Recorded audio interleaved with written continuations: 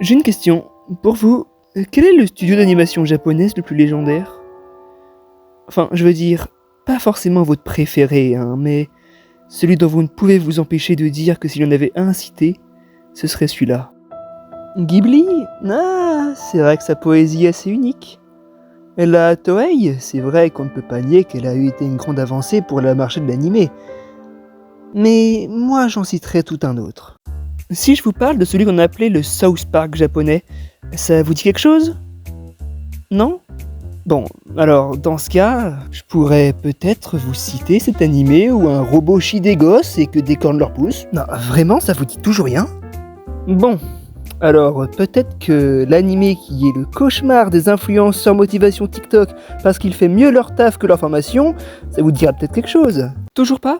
Bon, bah vous m'obligez à abattre ma dernière carte. 残酷な天使のように少年よ神話にな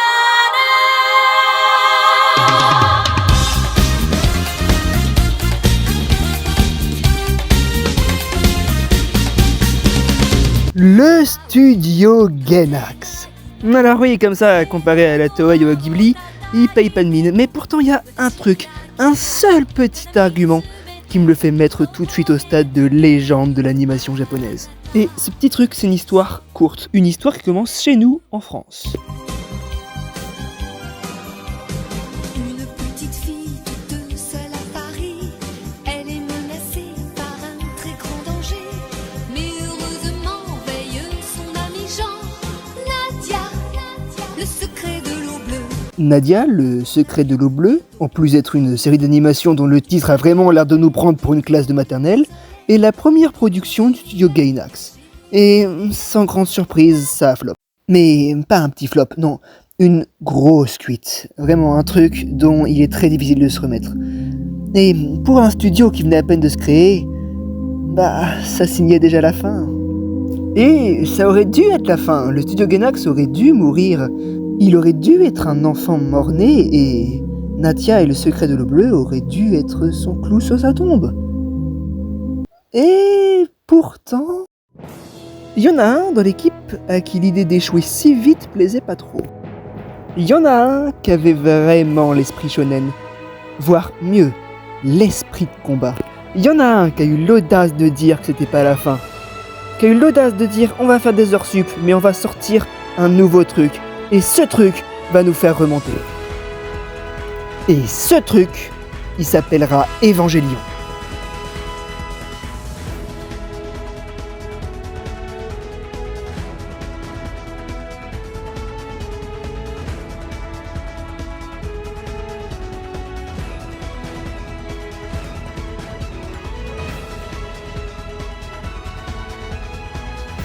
Et ça va cartonner. Mais ce qui est vraiment fascinant avec Gainax, c'est qu'ils apprennent jamais de leurs erreurs. Car même après le succès d'Evangelion, ils ont réussi à se remettre dans la merde financièrement. Et le studio est encore menacé. Mais il y a un nouveau gars qui est sorti des rangs et qui a dit « Tiens, vous vous rappelez quand Anno nous avait parlé de... esprit de combat ?» Et il a sorti Panty et Stocking et il a remis le studio à flot.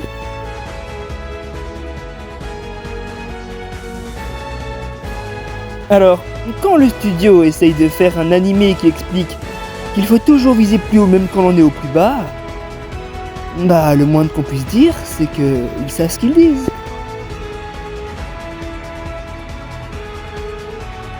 Et c'est ça qui rend ce studio immédiatement légendaire, car aucun autre ne peut rivaliser avec celui qui a littéralement incorporé l'esprit shonen.